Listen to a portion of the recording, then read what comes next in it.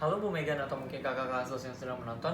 Perkenalkan, nama saya Alvaro Ausin dari jurusan Ilmu Komputer dari kelas D dengan NPM 21067521180. Pada kesempatan kali ini saya akan membuat video untuk kalian untuk menjelaskan kalkulus mengenai sejarah, fun fact, dan juga aplikasi dalam kehidupan sehari-hari. Selamat menonton. Pada tahun 1700 sebelum Masehi, negara Babilonia yang berada di wilayah Timur Tengah menemukan konsep tak hingga. Mereka dapat menentukan akar dari sebuah bilangan rasional. Mereka juga memiliki angka bilangan yang dikenal dengan angka dengan basis 60. Angka dengan basis 60 ini dikenal oleh hexadecimal number system. Hexadecimal number system ini berbeda dengan angka bilangan yang kita gunakan sekarang, yaitu desimal atau basis 10. Mereka mendokumentasikan proses ilmiah mereka dalam sebuah tablet yang bernama cuneiforms. Dalam cuneiforms terdapat penemuan paling terkenal, yaitu terlihat bahwa mereka menemukan bahwa panjang diagonal sebuah persegi adalah 2 kali akar sisinya. Pada tahun 300 sebelum Masehi, astronomi di Babilonia mengungkapkan bahwa kemungkinan seluruh kejadian yang terjadi di dunia disebabkan oleh pergerakan planet. Planet yang mereka analisa adalah planet Jupiter, karena dewa yang mereka sembah, yaitu Marduk, tinggal di sana. Mereka menggunakan geometri untuk mempelajarinya. Mereka juga mencari jarak tempuh sebuah planet dengan menggunakan luas di bawah kurva. Nah, penemuan luas di bawah kurva ini adalah basis di mana terjadi integral. Namun pada saat yang sama, bukan hanya penduduk Babilonia saja yang menemukan hal ini.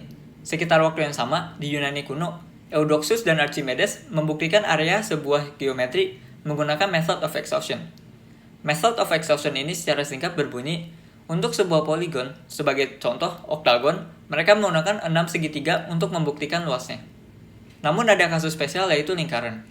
Lingkaran sendiri tidak dapat langsung dicari luasnya menggunakan segitiga. Jadinya mereka menggunakan lingkaran tersebut sebagai wadah dan secara perlahan menambah sisi sebuah geometri tersebut dari segitiga sampai mendapatkan areanya. Hal ini terbentuknya konsep limit, di mana area sebuah lingkaran tersebut dapat dibentuk melalui poligon dengan sisi yang tak hingga jumlahnya. Setelah pembuktian Eudoxus dan juga Archimedes terjadi, kita sampailah di masa Leibniz dan juga Newton. Namun pada saat ini, ada sebuah kontroversi yang terjadi. Ketika Newton dan Leibniz mempublikasikan hasil pemikiran mereka untuk pertama kali, timbul kontroversi di antara matematikawan tentang siapa yang lebih pantas untuk menerima penghargaan terhadap karya kerja mereka. Newton menuduh Leibniz mencuri pemikirannya dari catatan-catatan yang tidak dipublikasikannya, yang sering dipinjamkan Newton kepada berbagai anggota di Royal Society. Pemeriksaan kemudian dilakukan dan hasilnya adalah keduanya bekerja secara terpisah, dengan Leibniz memulai dari integral dan Newton memulai dari turunan. Namun pada video kali ini, saya akan lebih menjelaskan mengenai teori yang Leibniz gunakan. Hal ini dikarenakan pada masa modern kalkulus ini, notasi Leibniz lah yang lebih digunakan. Teori Leibniz, atau teori yang lebih dikenal dengan The Theory of Calculus, menyebutkan bahwa perubahan pada suatu kondisi terjadi karena adanya deretan hasil yang tak hingga. Hal inilah yang dimaksud dengan infinitesimal. Konsep infinitesimal ini yang nantinya akan dikembangkan menjadi limit seperti yang kita pelajari sebelumnya. Lalu, kita akan berbicara mengenai aplikasi kalkulus. Aplikasi kalkulus dapat dimulai dari aplikasi integral pada kehidupan sehari-hari. Kasur merupakan hal yang semua mahasiswa punya di kamar masing-masing. Nah, pada kasur, terdapat sebuah pegas yang menghalangi kita untuk merusak kasur itu. Kita sebenarnya bisa menggunakan integral untuk mencari berapa banyak usaha yang dibutuhkan untuk menarik pegas tersebut dari keadaan alaminya. Apabila kita menarik pegas tersebut dari keadaan alaminya dengan terlalu parah, maka kasur itu dapat mengalami kerusakan. Nah, untuk mencari berapa banyak usaha, kita bisa menggunakan integral tentu.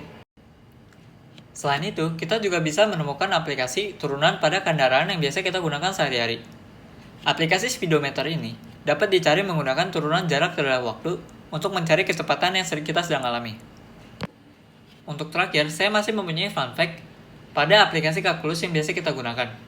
Nah, fun fact ini adalah algoritma Ridge.